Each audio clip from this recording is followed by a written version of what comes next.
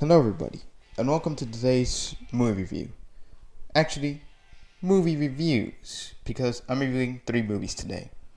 A trilogy of movies that go by the name of the Rebuild of Evangelion.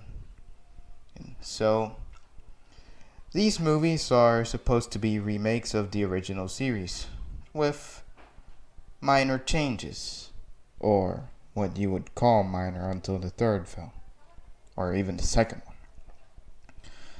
But let's begin with the pros and cons of the first movie, or part 1 of this video. So, the first one has good visuals and animation, good action scenes, set pieces, and almost no awkward moments. It's simple to understand and the plot, and it has a good soundtrack, and obviously it has iconic moments from the TV show. The cons, well, it might feel rushed sometimes because it's supposed to be like a summary of the series. It's like trying to do a summary of the series, but way too fast. Overall, I give this movie an 8 out of 10. Alright, on to the second one. The second one is more like your action film, it's more action packed. But there's less plot in this one until the very end. So, yeah, that's pretty much all I would say, but let's go into the pros, okay? So, in my opinion, it's a fun movie, or it takes itself less seriously. So you had some good animation and visuals, good soundtrack, and it's pretty entertaining. Alright, now the cons. The movie, I find it pretty good until the end. And because I feel rushed, or not really. Actually, just spoilers ahead. So, the first question I have is, why does the third impact happen so fast? It should have been left for the third film, not the second one. Also, why are there so many events planned to happen the same day? It's so weird, it's like either it's a crazy coincidence or it's just lazy writing, I don't know. But why? Why are there so many events planned to happen the same day, and then in that same day, the third impact happens, and it's so weird? Then, also, why is Shinji practically a changed man, yet he does the one thing that doesn't make him a changed man in the end of the film? Or, he lets himself save Rei and cause the end of the world because of that. What a simp. Alright. And that's about it. Besides that, the cons is that the movie feels a bit generic sometimes. Like I said, it feels like your typical action movie, action comedy, whatever you want to call it. It might be fun or entertaining. Yes, it's super serious until the end, but to be honest, it just feels like a movie that doesn't have a unique presence except that the name Evangelion. That's all I have to say. Oh wait, besides that, the new character introduced in this film, Mari, I find her boring, annoying, and cringy.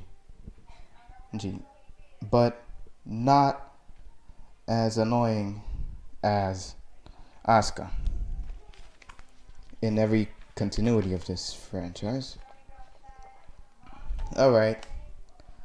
And besides that, what I have to say about Asuka, she's annoying like always, but it feels like she doesn't have a reason to act the way she acts in this film, There's no reason for her to be the crazy person in this scene, or the tsundere, as you might call it. I feel like there's no justified reason. Alright. So this movie overall receives a 5 out of 10 for me. It's just bad. Personally, it's a 7 out of 10 because it's just more fun to take this film less seriously, or not seriously at all, so that you just enjoy it. Now, for part 3 of this film. Trilogy of films. This is the worst one, to be honest. Sorry, I already spoiled it. Alright. It's done in a completely new setting, or environment. and for Evangelion, which is the post-apocalyptic type. The animation and visuals are good, and I never thought I would say this, but Kaoru is a very cool character, and he's very likable in the film. In fact, the best character in the film, because he doesn't make me cringe or annoyed, unlike most of the cast of characters. Seriously, this movie did so much wrong with the characters. It literally changed all the characters into edgelord versions of themselves that aren't related to a character at all. Seriously, all of these characters that you see in this film could have been new characters, or I'm not sure here, but here's my theory. Maybe it takes place in an alternate universe because the third impact doesn't look like the end of the world in that movie. It just looks like something blew up and there's very few people alive. Or the post-apocalyptic setting. Besides that, if you want to see Evangelion as something you have not seen before in the past, well, this is the movie for you. Alright, so the cons, or questions. What happened during the 14-year gap? Also, where is Pen? Where's the best character in Evangelion, guys? It's Pen the penguin. He's the best character. Seriously. Just kidding. So yeah, what exactly happened during those 14 years? I know there's a lot of people who try to explain that, but I still don't understand because, man, it's so confusing, man. I just simply say, Shinji fell into a coma, and then he turns out to be in a completely different world because he tried to destroy the world.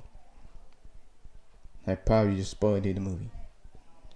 And, well, I have this script written like a very long paragraph. And I just already said everything I found wrong with this film. So I don't even have to read this. So, in conclusion, what do I think about these three films? Well, they can be compared to Michael Bay's Transformers movies. The first three, by the way. Why? Well, here I go. The first one, like the first Michael Bay Transformers movie, is the best one. The second one is the most fun and has several flaws, like the second Transformers movie, or Revenge of the Fallen. And last but not least, the third one, it could be seen as good or better than the first one, but it's not. Just like Dark of the Moon or the third Transformers movie. So yeah, I compared it to three films that are completely different, or almost completely different from this Evangelion series. But can it be compared to the original? Is this better than the original? Does this surpass it? Well, from what I've said in this video, I think not. Like the phrase says, you can't beat the originals. You can't beat the originals. Never. You can never do that. So yeah, these films aren't better than the originals. And if you're a super fan of Evangelion, or if you like Evangelion a lot and you want to see more of it, besides whatever Netflix has, then I do recommend watching these films. At least one time, You don't need to rewatch these every now and then. Just one time will be enough to remember for whenever the fourth film in this saga releases. This is outside of Japan.